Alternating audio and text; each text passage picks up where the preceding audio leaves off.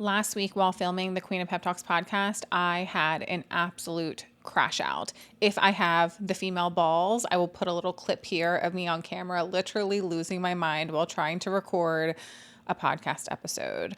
I went on to share on my social media, which if we're not connected on there, we should be, how I am craving more authenticity in the online space. And I will be completely transparent. This platform right here has been one of my biggest challenges. This year, I made a commitment to bringing the Queen of Pep Talks podcast to YouTube and putting the podcast on video format.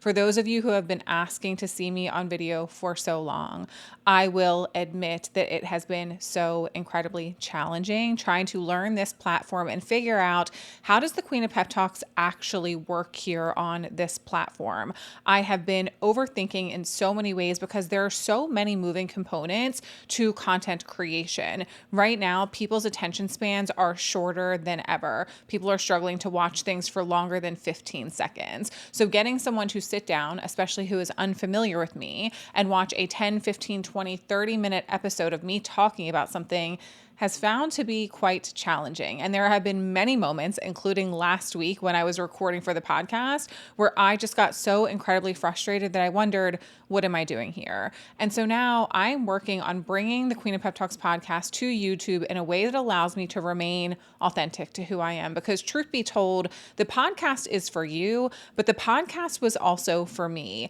This was one space where I felt so incredibly safe to be who I am and share my thoughts and feelings in real time. There have been many episodes where I've had full on crying sessions while working through something and helping you take something positive away from it. There have been so many moments where I have shared really vulnerable truths about what is going on in my life where I've never shared before. Social media is, how do we say it?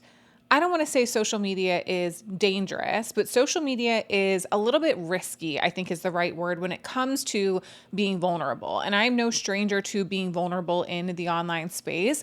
However, the podcast was a place where it felt like these are people who are choosing to listen to my message because they know me, because they know my story, they know my heart, they know my truth. Putting very vulnerable content here on YouTube, a platform that I'm not familiar with at all whatsoever and have actually no audience, and it's complete strangers finding me and listening to my episodes here, it feels very, very, very vulnerable and a little bit scary at times. But I am committed to having more vulnerable, real, authentic conversations here, regardless of how uncomfortable it feels that there's a camera looking back at me, and regardless of how uncomfortable it feels to know that this video is being shown to whoever it wants to be shown to. I've had several of my videos go very viral on here, getting 20,000 plus views, complete strangers who now have an opportunity to judge me. And it's fine if they're judging 5 ways to overcome binge eating, but if they're judging a personal story about me, that feels a little bit more vulnerable. But to remain true to myself,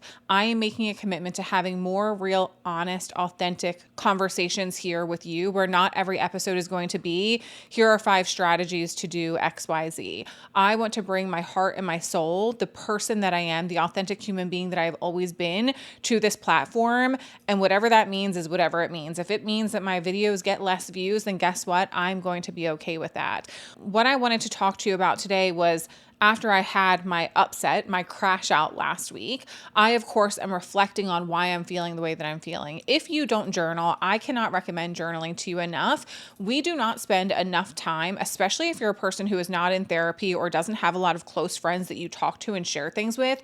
It's likely you're not spending enough time doing reflecting on what's actually happening between your 2 ears, and you're likely not spending enough time processing what you're actually feeling. I spend a lot of time journaling. I would say probably 5 to 6 days a week. I'm sitting down with my journal and I'm just free writing. I used to use prompts, but now I really just free write and talk to myself about how I'm feeling and what I'm going through and what I'm navigating. So after my crash out last week, I, of course, was reflecting on that. And I was getting curious about what was causing me to feel so much frustration and so much disappointment. And I mean it when I say, I think I figured out my problem. I literally think that I landed clear, spot on the problem that I have been having, not just here, but in so many different areas of my life. And that is the fact that I have been attached to outcomes. I want you to think about how many things you've done in your life, and in the back of your mind, there's some kind of ulterior motive. There's an attachment to an outcome. You're doing it because you want fill in the blank. You choose to eat healthier and go to the gym because you want to change your body. You choose to share your story and post on social media because you want likes and comments and shares. We do things in life with a desire to achieve some kind of outcome. And that's very normal because obviously we want to see progress and we want to see change and we want to see growth, and all of that is okay. However, what I have realized in my own life is that having an attachment to outcomes is the very reason why I become frustrated. And so what I am working on myself with when it comes to lots of different things in my life, but particularly showing up and being authentic on social media, is I'm reminding myself that I do this because I want to do it, not because I expect some kind of outcome. I want to show up and share my story because I love sharing my story and having a positive impact. I want to show up and speak from the heart and share the lessons and teachings that have changed my life because I genuinely care about changing other people's lives and I want to do it. Can you learn to be a woman who does things simply because she wants to do them, not because she's attached to some kind of end result that she believes she's going to get? Because what happens when you don't get the result that you're looking for? What happens when you spend an hour creating an amazing piece of content for YouTube, for Instagram, for TikTok, and you put it out there and it feels like nobody is paying attention? What happens when you go to the gym and spend 30 minutes on the treadmill, you get on the scale the next day and the number didn't go down? You find yourself frustrated. You find yourself disappointed. You find yourself wondering, what is the point of doing this? But if we, however, shift our expectation away from what is going to happen in the future and instead focus on how good we feel because we did the thing that we said that we wanted to do, how different would our lives feel? Your life would feel totally different if you went to the gym and worked out just because you loved working out. Your life would feel totally different if you spent time in the kitchen meal prepping and eating healthy simply because you loved to feed your body well. You would feel so much better posting on social media if you were posting just because you wanted to share something that was meaningful and valuable to you, not because you were expecting people to engage with it, like it, comment on it, share it, follow you. When you can learn to shift from being a woman who only does things because there is an outcome attached to them to being a woman who does things because you love to do them, your entire perspective on why you show up will change. And guess what's going to happen? You will find yourself far less disappointed because you realize you never expected to get anything from showing up and doing those things. You were just doing them because you desire to do them. So not only are you going to be more consistent in the long run, you're going to continue to show up and do those things because you genuinely love doing them. But even more importantly, you are going to feel so much better along the way. You're not going to have all the frustration. You're not going to have all the disappointment. You're not going to have all the upset. You're not going to have all of these negative feelings related to you doing those things because you're not getting the result that you're expecting because you never expected a result in the first place. The result was, I feel good because I did what I love to do. And how would that change the way that you show up for yourself in your life? I know for me, it's taken off a lot of pressure. It's taken off a lot of moodiness. It's taken off a lot of resentment, because what happens when you do things for an outcome that you're just not getting the outcome that you crave as quickly as you crave it? You become resentful. And again, you wonder, why am I doing this? What's the point? Why should I even bother?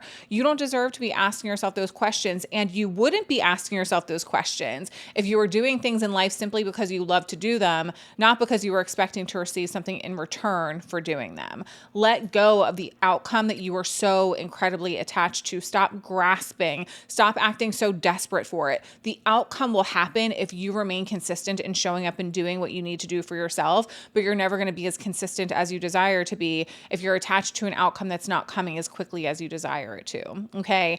I love you guys so very much and genuinely appreciate you being here and tuning in each week to the Queen of Pep Talks podcast. If you love the show, if you take something positive away from these episodes, it would mean so much to me if you took the time to let me know, whether that's leaving a rating and review on one of the listening platforms, or you leave a comment, a like, or subscribe to the channel here on YouTube. Your feedback means not only the world to me and letting me know that this work that I'm doing is valuable to the people who are tuning in, but it also helps this show reach new listeners who really are needing to hear what the Queen of Pep Talks podcast stands for and what I share each week inside of these episodes. Okay. I love you guys so very much, and I will chat with you next week on a brand new episode here on the Queen of Pep Talks podcast. See ya.